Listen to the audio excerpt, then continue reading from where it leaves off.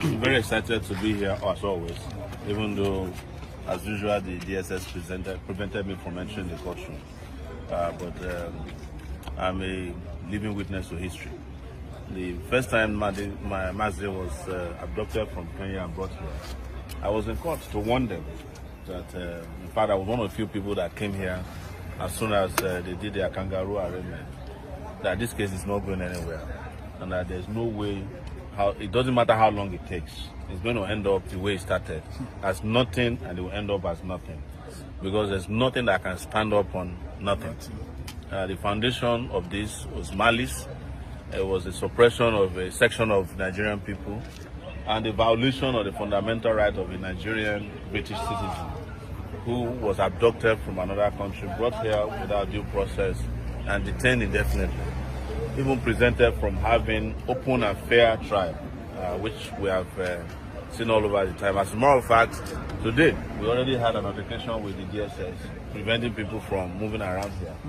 But you know, they started by blocking everywhere. Now they are tired, they can't even block half of the road, because you cannot stop an idea whose time has come. And this is what we have won them. And I'm glad that they are reaching the dead end that we have predicted.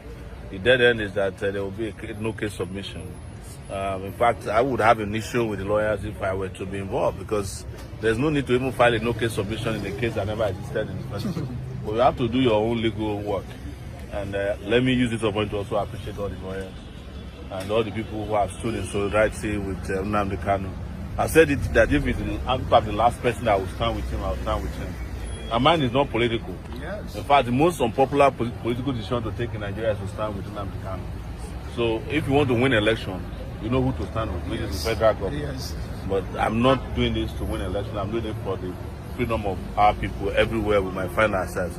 And I believe that if Nigeria is going to become one, it has to be on the basis of justice.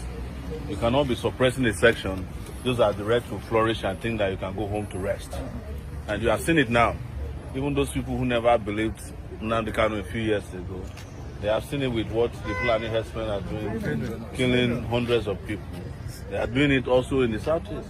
They killed in Ebonyi, they killed in Enugu, they are killing in Edo, they are killing in Kogi, they are killing people across the country. Imo, yes, there was some killing. So this was what Nnamdi Kanu told you as a prophet. But he has always told me, when I met him in New York, that he's not a prophet. He's just saying the reality of what the Nigerian project is all about. That it was a fake project put together and it can never materialize until there's justice. And this is what we keep advising them. The interesting thing was that there was even a time in 2019 that they charged me secretly with him.